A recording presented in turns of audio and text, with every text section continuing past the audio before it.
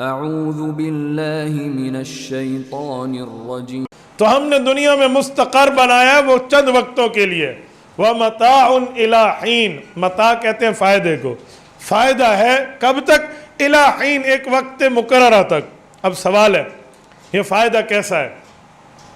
میرے بھائیوں اور میری ماؤں بہنوں ذرا توجہ رکھنا، متاع فائدے کی چیز کو کہتے ہیں، یہ اس کا ترجمہ ہے، لیکن عربی زبان میں متاع کسے کہتے ہیں؟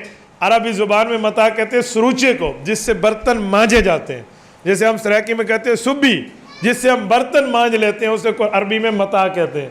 امام اصمعی رحمہ اللہ یہ لغت عرب کے امام ہیں، انہوں نے عربی زبان اپنی ماں سے سیکھی، عرب تھے، لیکن اس لفظ کو کیسے بولا جائے اس کے لیے دیہاتوں میں اپنی زندگی گزار ڈالی اور ایک ایک جگہ جا کر زبان عرب کا استعمال سیکھا۔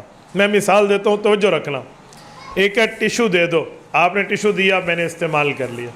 اب یہ لفظ میں دوسری جگہ بولتا ہوں، فلاں آدمی نے اپنے نوکر کو ٹیشو سمجھ رکھا ہے۔ نوکر تو انسان ہے، ایک ٹیشو یہ ہے، ایک اسے ٹیشو سمجھا ہوا ہے، تو جب استعمال ہوگی نا زبان کہیں، وہ بندہ سمجھے گا کہ اس ٹیشو کا معنی اسے صرف کام کے وقت استعمال کرتا ہے، باقی اس کی غمی خوشی میں شریک نہیں ہوتا، اس کی تکلیف اور اس کی راحت میں اپنے آپ کو نہیں شامل کرتا، اس نے اسے فضول سمجھ رکھا ہے۔ اب لفظ ٹیشو ایک ہے، باتیں دو ہو گئی ہیں۔ اب ایک بات میں مزید اور کہتا ہوں آپ کے سامنے، اسپیکر ٹھیک کر دیں بھائی سانول، میں نے کہا تو اسپیکر سے مراد یہ اسپیکر ہے، اور یہی اسپیکر کا لفظ ہم قومی اسمبلی میں بولیں تو ادھر یہ اسپیکر نہیں ہوگی، وہ ایم این اے ہوگا جو سب کو کنٹرول کر رہا ہے۔ اب ایک لفظ ہے، کئی مطلب ہے۔ یہ کب سمجھ آتے ہیں؟ جب زبان بولنے والوں میں بندہ ٹھہرے۔ میں ایک مثال دیتا ہوں، مجھ سے کسی نے کہا مولانا ٹائم کتنا ہے؟ میں نے کہا جی اس وقت 11:50 ہو رہے ہیں۔ تو آپ کہیں گے ہمارے پاس گھڑی ہے؟ میں نے کہا جی ہاں۔ ایک اور بات ہے، مولانا اجاز صاحب کے پاس ایک آدمی جھوٹی حدیث لکھے ہوئے آ گیا کہ مولانا یہ کتاب سے دیکھ کے بتائیں۔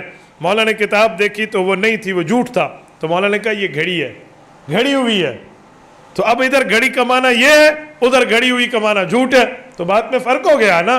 تو میرے بھائیوں اسی طرح کب پتہ چلتا ہے؟ جب بندہ بولنے والوں میں رہتا ہے۔ تو امام اصمعی قرآن کریم کے علوم سمجھنے کے لیے عربوں میں جا کر دن رات گزارتے، ان کے استعمال کے طرز کو دیکھتے کہ یہ لفظ یہ کیسے بولتے ہیں، کس پیرائے میں بولتے ہیں، پھر اس کو سمجھتے۔ یہ میرے خیال میں بات ہوگی 1998 کی بات کر رہا ہوں۔ میری جماعت میں 4 ماہ لگ رہے تھے، غالباً ثالثہ اس وقت ہم نے حضرت استاد جی مولانا عبداللہ صاحب رحمہ اللہ سے پڑھا تھا۔ تو جب عرب جماعت میں ہماری تشکیل ہوئی نا، تو تنزانیہ کے شیخ محمد یعقوب یا ایوب تھے، یہ ہمارے ساتھ تھے۔ تو ہم جماعت میں غالباً یہ بورے والا میں ہماری تشکیل تھی، غالباً بورے والا یا خانے وال، یہ میں آج سے 22-23 سال پہلے کی بات کر رہا ہوں۔ تو میری ایک عادت ہوتی، میں عربی ان سے سیکھتا، پڑھتے تو تھے، اب بولنے کا طرز ان سے سیکھتا، اور بعض اوقات سکھانے اور سیکھنے کا عمل کبھی مذاق میں بھی چلا جاتا۔ وہ یہ کہ جب میں نے قدرت حاصل کر لی نا کہ یہ لفظ یوں بولتے ہیں، یوں بولتے ہیں، مجھے سمجھ آ گیا اللہ کرم سے، تو غصہ کیسے کرتے ہیں، غصے کے جواب میں غصے کا جواب کیسے ہوتا ہے، یہ عام بندہ تو نہیں سمجھا سکتا جب نارملی حالت بیٹھے ہیں۔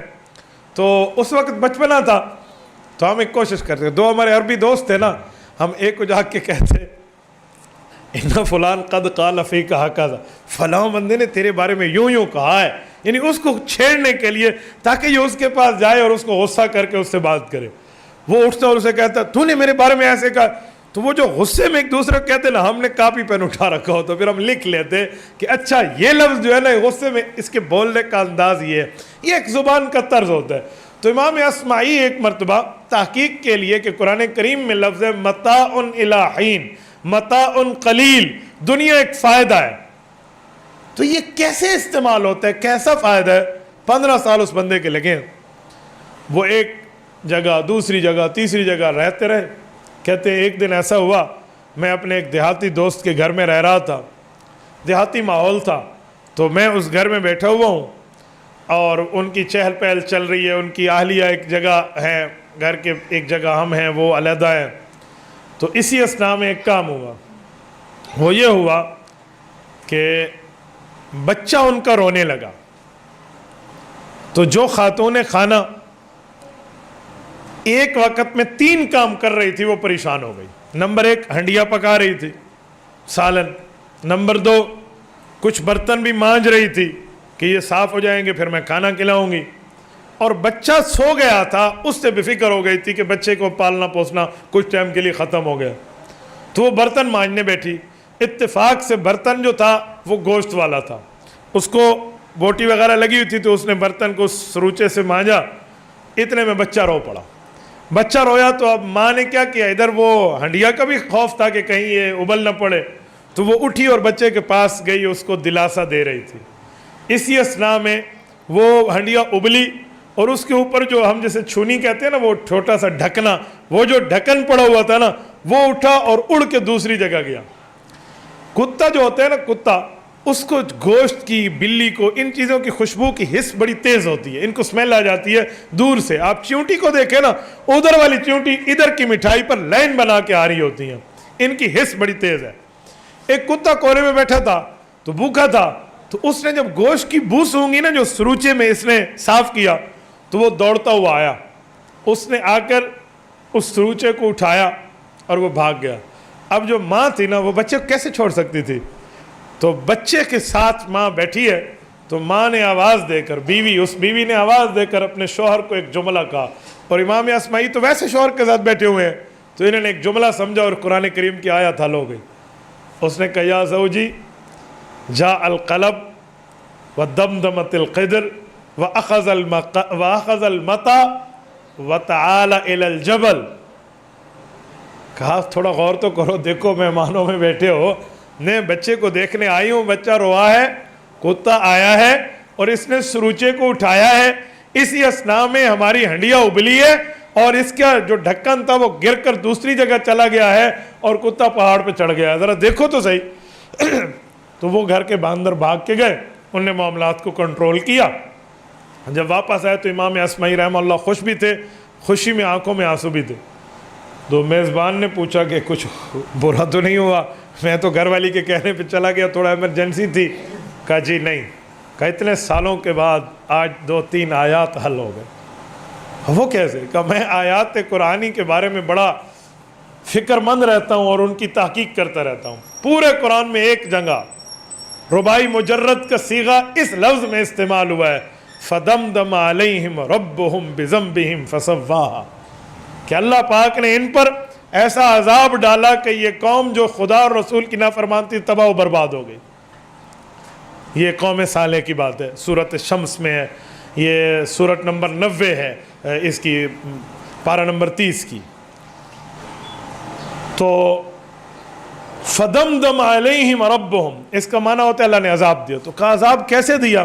कहा आज मुझे समझ आ गया, आपकी घरवाली ने जो दमदमतिल क़िद्र का लफ्ज़ बोला ना, कि ये जो है ना हंडिया उबली है, तो पता चला उन पर अजाब ऊपर से भी आया था और नीचे से भी आया था, दोनों तरफ से वो तबाह हुए थे। तो दमदमा का असल माना अंदर से हरारत पैदा होना और चीज़ का ब्लास्ट हो जाना। दूसरा का मताउन इलाहीन, कुरान कहते हैं वलकुम फ़ीहा मुस्तक़र्रुम व मताउन इलाहीन, आपके लिए दुनिया में ठिकाना है और एक वक्त का फ़ायदा है।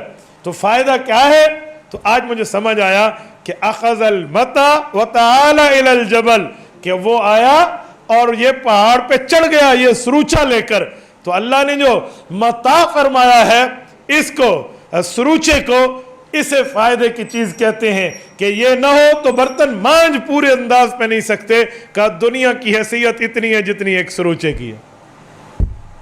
मेरे सामने मंजर आ गया मेरे दोस्तों।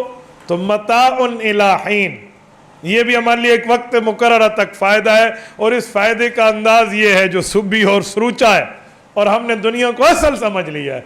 दुनिया असल नहीं है, दुनिया हमेशा की जगह नहीं है।